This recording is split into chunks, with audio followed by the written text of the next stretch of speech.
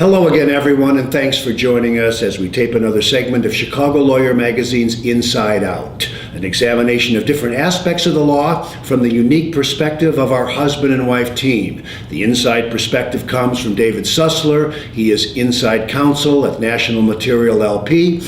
The outside view from Tina Martini. She is a partner at DLA Piper here in Chicago.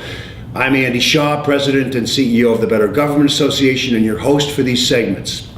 Today, we're going to be talking about trusted advisors. And I guess the most logical place to start is by asking each of you to define what we mean when we use a term like trusted advisor in the legal field.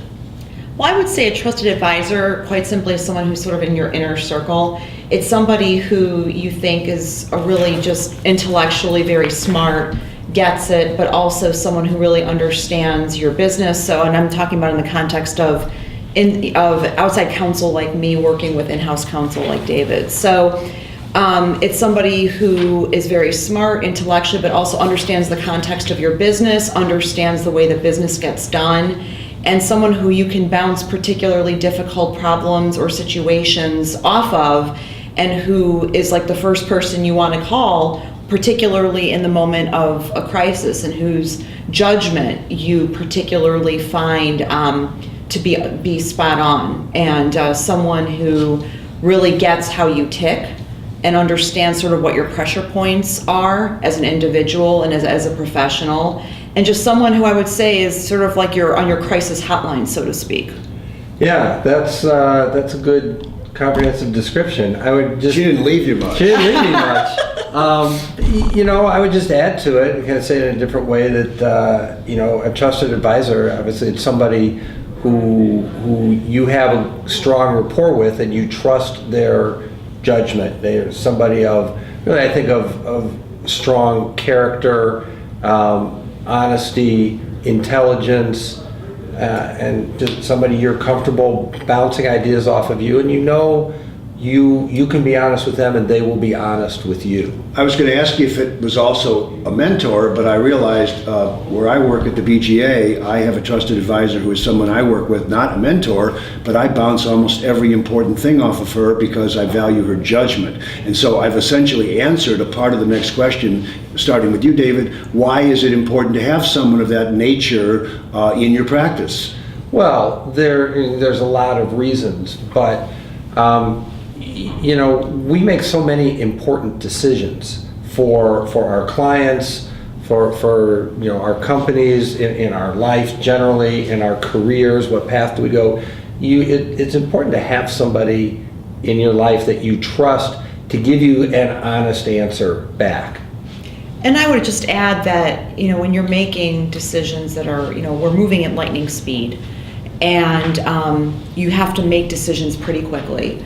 And sometimes it just really helps to have somebody whose judgment you really trust, who may actually have subject matter expertise or who has been in your shoes, who you can consult with, especially who may be able to connect some dots for you, that because of the time constraints or the information constraints, you may not get all the information you need as quickly as you need it before you need to make a decision. Sometimes these people are able to help you connect the dots and frame issues and see things from different perspectives that you otherwise may not be able to partake in and to understand and to get. And so often what we do is there's no bright line answer necessarily. A lot of the decisions we make are matters of judgment, and sometimes more subjective than objective, or even if they are objective, maybe we're too close to it. So you need that trusted advisor to help you weigh the risks. So how do you find that individual? You don't simply look at the directory of the law firm and point to a name. I mean, obviously it's experiential. It's based on people you deal with, and all of a sudden, somebody just seems to be right on more often than others, and you connect with them. But how do you pick that person if there is such an individual per firm?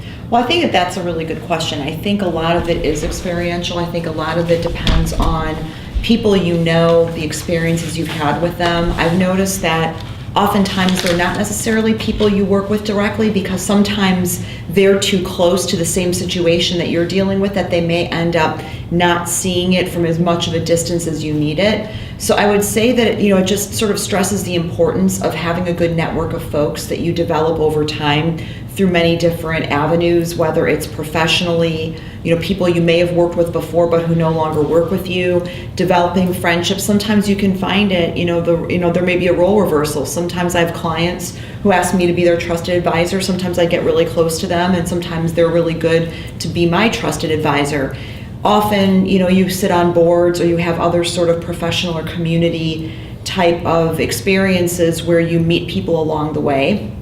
Sometimes it can be just a close friend that you've known over the years. Sometimes it can be a family member. But I just would caution folks to be really careful about making sure that there's enough of a distance there that you have this sort of good rapport and there's a closeness. But at the same time, there has to be a certain level of being able to be frank and blunt enough and not having to worry about hurt feelings, because that sometimes I think is the most valuable thing that a trusted advisor can do, is to have a very frank and blunt discussion with someone and say, I really think you're making a huge mistake, especially if the other people around this person are telling them, oh, this is great, this is fantastic, because they're afraid of the consequences of telling them differently. Well, if so, you two are still married, so I would guess that neither of you is the single trusted advisor of the other, or maybe you've figured out how to do that, where you can be excessively blunt and not end up living in different houses. I'm being facetious, of course, but I wonder, your couple doing these sorts of things, are you